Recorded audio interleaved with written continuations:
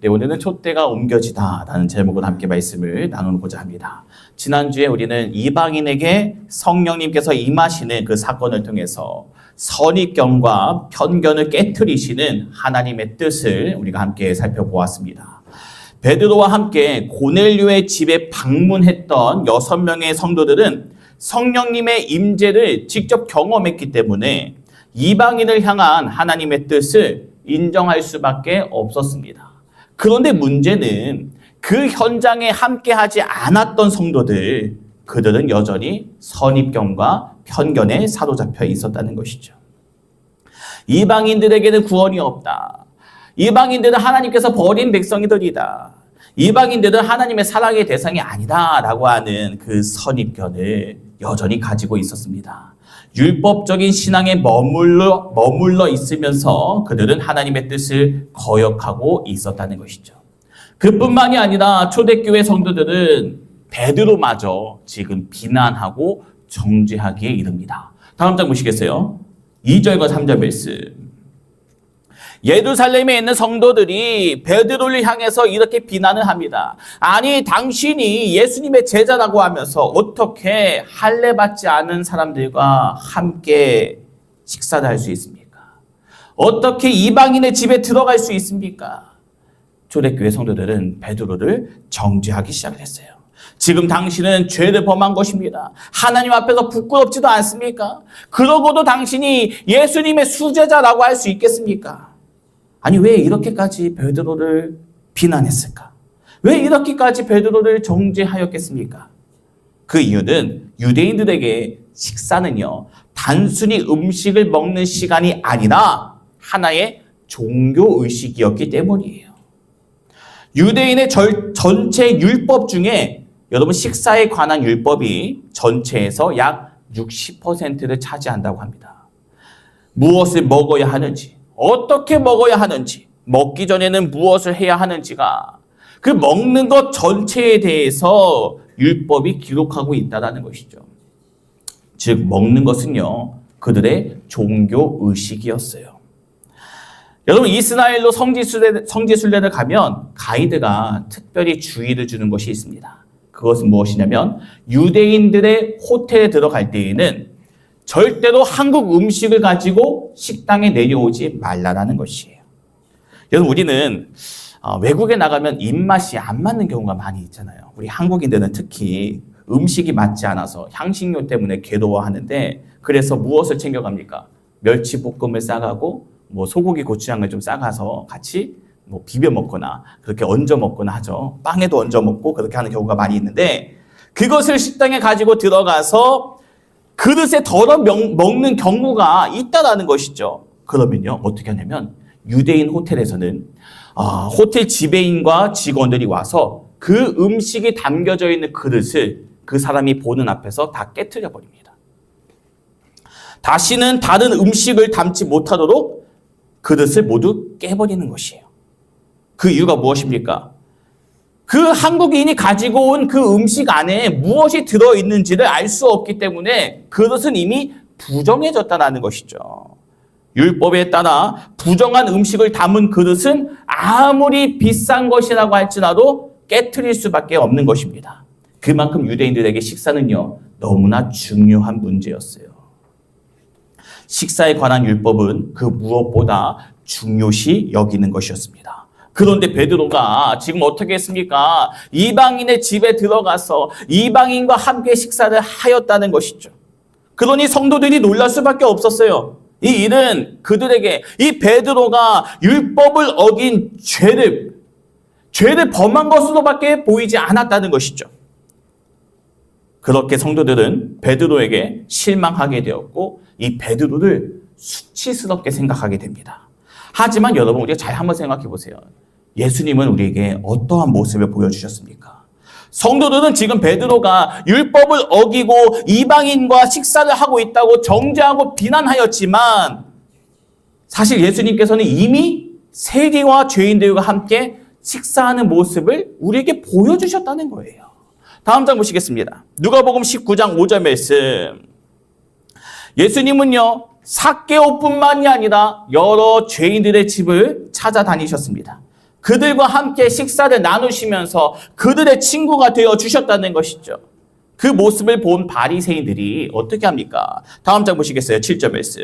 수근수근거리면서 예수님을 모욕하고 비난하고 정죄하기 시작합니다. 부정한 사람들과 함께 식사했으니까 예수님 역시 부정해졌다고 주장하였다는 것이죠. 이처럼 이미 예수님께서는요, 죄인들과 함께 식사하는 모습을 제자들에게 보여주셨음에도 불구하고 지금 성도들은 이 베드로를 이해하지 못하고 베드로를 정죄하고 있다는 것입니다. 그들은 예수님을 따른다고 말하지만 여전히 예수님의 모습을 닮아가지 못한다는 것이죠. 예수님의 사랑을 온전하게 이해하지 못하고 있습니다. 그들은 예수님께서 가르쳐 주신 그 사랑의 교훈을 잊어버렸고 결국 예수님을 비난했던 바리새인들처럼 지금 베드로를 비난하고 있다는 것이죠. 다음 장 보시겠습니다. 사도행전 1장 8절 말씀. 예수님께서는 땅끝까지 이르러 내 증인이 되라고 말씀하셨어요. 복음을 전하라고 하는 지상 명령을 주셨습니다. 하지만 여전히 초대교회 성도들은 이기적인 복음 안에 머물러 있다는 것이죠. 유대인들의 복음 안에만 제한되어 있었다는 것입니다. 예수님께서 땅끝까지 라고 말씀하셨지만 성도들은 여전히 이스라엘 안에서만 복음을 전하려고 했다는 것이죠. 그 모습을 본 베드로가 너무나 안타까운 거예요. 왜 그렇습니까? 자기도 그랬거든요. 그들의 모습이 자신의 모습이었거든요. 베드로는 안타까운 마음으로 이 고넬료의 집에서 있었던 일들에 대해서 자세하게 설명하기 시작을 합니다. 하나님께서 먼저 자신에게 환상을 보여주셨고 또한 고넬료에게 하나님의 음성을 들려주셨다. 그뿐만이 아니라 그 집에 있던 모든 사람들이 성령의 임재를 경험하였다는 것이죠. 성령의 기름 부으심을 받았다는 거예요. 그 이야기를 듣자 이 성도들이 이제 대답을 합니다. 하나님께서 이방인들에게 성령님을 보내주셨는데 우리가 어떻게 감히 반대할 수 있겠습니까? 우리가 어떻게 감히 하나님을 반대할 수 있겠습니까? 베드로의 말을 들은 성도들은 더 이상 할 말이 없었다는 것이죠. 베드로의 말을 인정할 수밖에 없는 상황이 되어버린 것이에요. 다음 장 보시겠습니다. 18절. 이방인에게도 생명 얻을 회개를 주셨도다. 이제 그들이 인정할 수밖에 없었습니다. 이방인에게 구원의 문이 열렸다는 사실을 받아들일 수밖에 없었어요. 하지만 문제가 여기 있습니다. 그것이 무엇입니까? 머리로는 이해를 하겠는데 내가 머리로는 받아들이겠는데 몸으로는 마음으로는 실천하지 못한다는 것이죠. 하나님께서 이방인들을 구원하려고 하시는구나. 머리로는 이해했어요. 머리로는 알겠어요. 하지만 마음으로는 좀처럼 받아들이기 어려웠다는 것입니다. 여전히 불편했고 여전히 그 말씀이 부담스러웠어요. 여전히 그 말씀에 순종할 수가 없었다는 것이죠. 하나님의 뜻이라는 것은 분명히 알겠지만 그 뜻에 순종하지는 못하고 있었다는 것입니다. 다음 장 보시겠습니다. 19절 말씀. 환난으로 말미암아 흩어진 자들, 이들은 바로 예루살렘 교회의 성도들이었습니다. 이들이 환난으로 말미암아 다른 나라로 이방 나라로 흩어지게 되었는데 그들이 여러분 그곳에서 누구에게만 복음을 전하고 있습니까? 유대인에게만 복음을 전하고 있다는 것이죠. 다른 나라에 가서도 이방인에게 복음을 전하는 것이 아니라 그곳에 살고 있는 유대인들에게 찾아가서 복음을 전하기 시작을 했다는 것입니다. 하나님께서 이방인들에게 성령 세례를 주셨다고 하는 사실을 분명히 머리로는 알고 있었지만 여전히 그 마음에는 이방인들을 향한 거부감, 부담감, 불편함이 가득하고 있었기 때문에 이방인들을 향한 그 마음의 장벽은 여전히 높게 세워져 있었다는 것이죠. 이 모습, 우리의 모습과 일치하지 않습니까? 우리도 마찬가지라는 것이에요. 예수님께서 우리에게 뭐라고 말씀하십니까? 고아와 과부를 품어주고 가난하고 소외된 자를 섬기라고 말씀하십니다. 우리는 그 사실을 분명하게 알고 있지만 여전히 예수님처럼 그들을 향해서 마음의 문을 열어주지는 못하고 있지는 않습니까?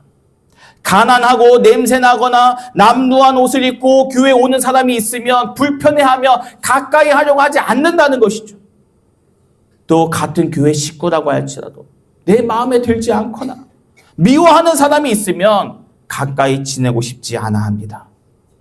여러분, 우리는 주님의 말씀을 머리로만 알고 끝내서는 안 됩니다. 그 말씀을 우리의 삶 속에서 실천해야 한다는 것이죠. 주님의 말씀에 행동으로 반응할 때에 그것이 비로소 참된 순종이 되는 것입니다. 예수님께서 이방인에게 복음을 전하라 라고 말씀하셨다면 그 말씀을 아는 것에서 멈추는 것이 아니라 복음을 들고 땅끝까지 나아가야 한다는 것이죠. 예수님께서 지극히 작은 자를 섬기라고 말씀을 하셨으면 머리로 이해하고 끝나는 것이 아니라 우리가 실제로 섬김으로 품어주어야 하는 것입니다. 또한 원수까지 사랑하라 라고 말씀하셨으면 우리는 그 원수를 용서하고 사랑하는 자리까지 내려가야 한다는 것이죠. 사도행전을 쭉 살펴보면 10장 이후부터 분위기가 반전되는 것을 볼 수가 있어요. 하나님의 역사의 중심 교회가 옮겨지게 되는 것을 우리가 볼 수가 있습니다. 예루살렘 교회를 중심으로 성령님께서 역사하셨다면 10장 이후부터는 이제 안디옥 교회를 중심으로 성령님께서 이 사도행전을 이끌어 가신다는 것이죠. 하나님의 놀라운 역사가 예루살렘 교회에서 안디옥 교회로 옮겨지게 되는 것을 우리가 볼 수 있습니다. 그 이유가 무엇입니까? 예루살렘 교회는 유대인이 중심이 되는 교회였고 안디옥 교회는 이방인이 중심이 되는 교회였기 때문입니다. 최초의 이방인 교회가 안디옥 교회라는 것이죠. 하나님의 촛대가 하나님의 뜻을 따르는 하나님의 말씀에 온전히 순종할 수 있는 안디옥 교회로 옮겨지게 된 것입니다. 이것은 무엇을 의미합니까? 성령님의 역사는 옮겨질 수 있고 하나님의 축복 또한 옮겨질 수 있다는 것을 의미한다는 것이죠. 다음 장 보시겠어요? 요한계시록 2장 5절 말씀. 여기서 말하는 촛대라는 것은 성령님의 역사와 하나님의 축복, 말씀과 은혜를 의미합니다. 하나님의 시선과 하나님의 손길이 옮겨질 수 있다는 것을 의미하고 있다는 것이에요. 그렇다면 왜 여러분 하나님의 촛대가 예루살렘 교회에서 안디옥 교회로 옮겨지게 되었습니까? 그 이유는 예루살렘 교회의 성도들이 온 마음으로 순종하지 않았기 때문이에요. 그들은 머리로는 알고 있었지만 몸으로 마음으로 순종하지는 못했기 때문이라는 것이죠. 이것은 분명한 불순종입니다. 우리는 머리로만 알고 있으면 순종할 수 없어요. 몸으로 움직일 때에 비로소 참된 순종을 이뤄낼 수 있는 것입니다. 머리로만 알고 있으면 신앙의 촛대를 지킬 수 없는 것입니다. 반면에 안디옥 교회는 적극적으로 이방인들을 만나서 전도하기 시작을 했고 그들을 섬기면서 하나님의 말씀에 순종하였다는 것이죠. 다음 장 보시겠습니다. 사도행전 11장 26절 말씀. 안디옥에서 비로소 그리스도인이라 일컬음을 받게 되었더라. 안디옥 교회의 성도들은 처음으로 그리스도인이라고 하는 이름을 얻게 된 것입니다. 이것은 무엇을 의미합니까? 세상 사람들로부터 인정을 받기 시작을 한 거예요. 저 사람들은 정말 성도구나. 그리스도인이구나. 메시아의 사람이구나. 라고 인정을 받게 되었다는 것이죠. 그 이유는 안디옥 교회의 성도들이 사랑으로 이 세상 사람들을 섬겨주었기 때문입니다. 이러한 이유로 예루살렘 교회에 있었던 그 하나님의 촛대가 안디옥 교회로 옮겨지게 되었다는 것이죠. 여러분, 촛대가 옮겨지게 되자 놀라운 일이 일어나게 되었어요. 예루살렘 교회가 대형 교회라면 안디옥 교회는 이제 막 시작한 개척교회라고 할 수 있는데요. 그럼에도 하나님께서 이 안디옥 교회에 큰 복을 부어주셨다는 것이죠.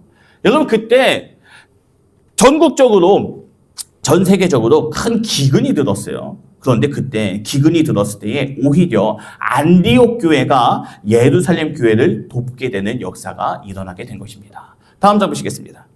사도행전 11장 29절에서 30절 말씀을 우리말 성경 버전으로 보면 제자들이 각자 자기의 형편을 따라서 유대에 살고 있는 예루살렘 교회의 형제들을 돕기로 했다는 것이죠. 그들은 이렇게 해서 모은 헌금을 바나바와 사울 편으로 예루살렘 교회 장로들에게 보냈다는 것입니다. 도움을 받아야 하는 개척교회 안디옥 교회가 오히려 대형 교회를 돕게 되는 이상한 일이 벌어지게 되었다는 것이죠. 촛대가 옮겨지게 되자 안디옥 교회가 예루살렘 교회로 후원 헌금을 보내게 되는 놀라운 역사가 일어나게 된 것입니다. 이처럼 우리는 하나님께 순종할 때에 하나님의 축복, 하나님의 촛대를 받을 수 있게 되는 것입니다.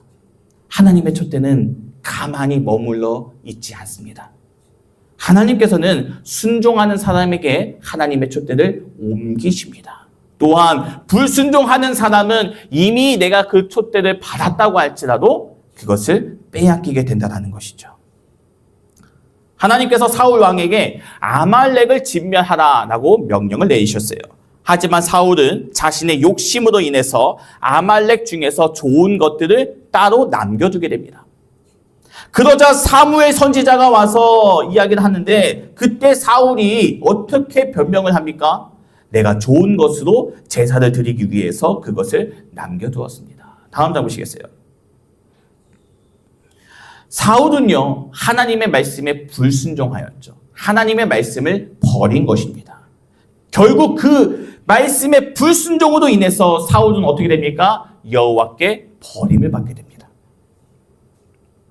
그 결과 하나님의 촛대는 이 사울 왕에게서 어린 다윗에게로 옮겨지게 되죠.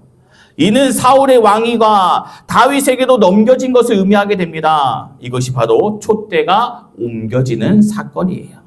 다음 장 보시겠습니다. 13절 말씀. 사무엘상 16장 13절 말씀. 다음 장.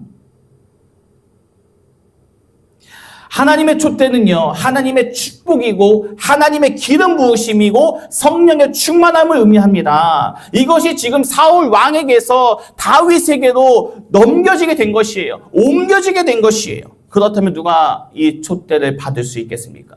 우리는 어떻게 할 때에 하나님의 촛대를 받을 수 있겠습니까? 하나님의 말씀에 순종할 때 그 말씀이 나에게 부담감이 되고 불편하고 거부감이 든다고 할지라도 그 말씀에 순종할 때에 우리는 이 촛대를 받을 수 있게 된다는 것이죠. 다음 장 보시겠어요? 네, 저는 2009년 5월 5일에 결혼을 했어요. 결혼식을 올렸는데 그때가 대학교 3학년 때였습니다. 근데 그때 당시에 기억하시는 분들도 계시겠지만 우리 결혼했어요 라고 하는 텔레비전 프로그램이 있었습니다. 그게 뭐냐면 연예인들이 가상 결혼을 하는 거예요. 가상 결혼식을 하는 건데 그 프로그램에서 가장 이슈가 됐던 장면이 바로 웨딩 촬영을 하는 것입니다. 연예인들이 웨딩 촬영을 하는 모습을 보면 참으로 멋있고 아름다워 보였어요. 그래서 저희도 결혼식을 앞두고 정말 근사하게 웨딩 촬영을 할 것을 기대하면서 준비하고 있었습니다. 대전에서 어느 스튜디오가 가장 촬영을 잘하고 앨범을 잘 만드는지 인터넷을 다 뒤져가면서 그렇게 조사를 하고 있었는데 그런데 그때 하나님께서 김송희 목사에게 말씀을 주시는 거예요. 다음 장 보시겠어요? 야고보서 5장 5절 말씀을 주셨어요. 너희가 땅에서 사치하고 방종하여 살육의 날에 너희 마음을 살찌게 하였도다. 하나님께서 주신 말씀이 너무나 두렵고 떨리는 말씀이었습니다. 왜 너희 마음을 살찌게 하느냐? 그때 김 목사가 그 말씀을 받고 웨딩 촬영 비용을 전액 하나님께 헌금으로 드리고 싶다라고 이야기를 한 겁니다. 저는 너무나 충격적이었어요. 아니, 웨딩 촬영 평생에 한 번 하는 건데 여러분 2번 하면 안 되잖아요. 평생에 한 번 하는 건데 저 역시 웨딩 촬영하는 것을 기대하면서 어느 곳이 가장 잘 찍을까 조사하고 다녔는데 제 마음에 너무나 불편한 거예요. 아니 그래도 평생에 한 번인데 하나님 이건 너무 하시잖아요. 다른 거 하겠다는 것도 아니고. 제 마음에 아쉬움과 부담감이 너무나 강하게 밀려왔어요. 하지만 시간이 지나면서 점점 저도 기도하면서 하나님의 뜻을 깨닫게 되었고 저에게도 하나님께서 같은 마음을 주셨기 때문에 이제 결국 서로 마음을 합해서 이것을 헌금으로 드리기로 이제 결정을 하게 됩니다. 근데 여기 또 문제가 생겼어요. 그게 뭐냐면 도대체 얼마를 드려야 하는가? 이 액수가 정해지지 않았던 거예요. 저는 대전에서 촬영을 할 생각이었기 때문에 120만 원에서 130만 원 정도면 적당하다. 그 정도면 웨딩 촬영을 할 수 있었거든요, 대전에서. 그래서 이 정도면 충분하다라고 생각을 했습니다. 그런데 김성희 목사는 서울에서 가장 비싼 스튜디오 가격인 170만 원을 헌금으로 드리겠다는 거예요. 그때 그 말을 듣는 순간 제 마음이 또 요동치기 시작을 합니다. 저희가 그때 너무나 가난한 신학생들이었어요. 저도 신학생, 아내도 신학생이었기 때문에 50만 원의 증액이라는 것은 너무나 큰 부담감이었습니다. 하지만 저도 하나님께서 드리라고 하시면 어떻게 거기서 뭐 제가 거절할 수 있겠습니까? 하나님께 드리겠다고 하는데 제가 어떻게 거절할 수 있겠습니까? 하나님께 드리는 것이니까 기쁜 마음으로 저도 이제 드리게 되었어요. 그런데 그때 저희보다 일주일 전에 결혼한 선교사 부부가 있었거든요. 근데 이분들의 이야기를 들어보니까 그분들이 젊은 나이에 이슬람 국가로 선교를 떠나겠다고 하시는 거예요. 그 당시에도 여러분 이슬람권에서는 기독교인들을 향한 테러가 있었고요. 강도를 만나서 선교사가 죽는, 목숨을 잃게 되는 소식이 자주 들려올 때였습니다. 그런데 그런 곳으로 지금 이제 막 결혼한 부부가 선교를 가겠다는 것입니다. 그 말을 듣자 제 마음이 너무나 불편한 거예요. 제 마음이 너무나 부담스러운 거예요. 너무나 부끄러운 거예요. 우리는 결혼을 앞두고 아름다운 신혼생활을 꿈꾸고 있는데 저 선교사 부부는 죽음의 자리로, 박해의 자리로 내려가겠다라고 결단하는 모습을 보게 되었습니다. 그 모습을 보면서 깊은 부끄러움을 느끼게 되었어요. 그러면서 제 마음에 확신이 들었습니다. 우리의 웨딩 촬영 비용을 저 선교사님께 선교비로 보내자. 그때 저희는 이름을 밝히지 않고 170만 원을 선교비로 보내드렸습니다. 그러자 하나님께서 주시는 너무나 큰 감동이 있는 거예요. 너무나 말로 다 할 수 없는 기쁨이 결혼식을 치르는 것보다 훨씬 더 큰 기쁨이 우리 마음 가운데에 넘치게 되었습니다. 이처럼 여러분 하나님의 말씀에 순종하여 촛대를 받게 되면요. 이 땅에서도 천국의 기쁨을 누릴 수 있게 된다는 것이죠. 그때 저희는 너무나 가난했어요. 집도 없었고 가진 것이 아무것도 없는 그러한 상태에서 결혼을 했습니다. 하지만 하나님의 말씀에 순종했을 때에 저는 하나님께서 동기들 가운데에 가장 먼저 저를 담임 목사의 자리로 나아갈 수 있게 하셨습니다. 또한 저는 신학생 때, 신학교를 다닐 때에도 조용히 학교 생활만 했던 눈에 띄지 않는 학생이었어요. 그런데 지금은 많은 동기 목사님들이 부러워하는 교회에서 목회를 하고 있다는 것이죠. 이 모든 축복은 제 능력이 아니라 하나님의 말씀에 순종하여 하나님의 촛대를 받았기 때문이라는 것입니다. 다음 장 보시겠어요? 요한계시록 2장 5절 말씀. 그러므로 어디서 떨어졌는지를 생각하고 회개하여 처음 행위를 가지라. 만일 그리하지 아니하고 회개하지 아니하면 나는 내게 가서 내 촛대를 그 자리에서 옮기리라. 하나님께서는 촛대를 옮기십니다. 누구에게로 옮기십니까? 순종하는 자에게 옮기십니다. 우리 교회가 하나님의 말씀에 순종하여 처음 행위를 갖는 첫사랑을 회복하는 교회 되기를 소망합니다. 내 생각과 내가 가진 것 때문에 하나님의 말씀을 제한하고 거부하는 성도가 아니라 하나님의 뜻에 온전히 순종할 수 있는 교회 되기를 소망합니다. 하나님께서는 지금도 순종하는 교회, 순종하는 성도를 찾고 계십니다. 저와 여러분이 하나님의 말씀에 순종함으로써 하나님의 촛대를 받는 귀한 성도 되기를 소망합니다.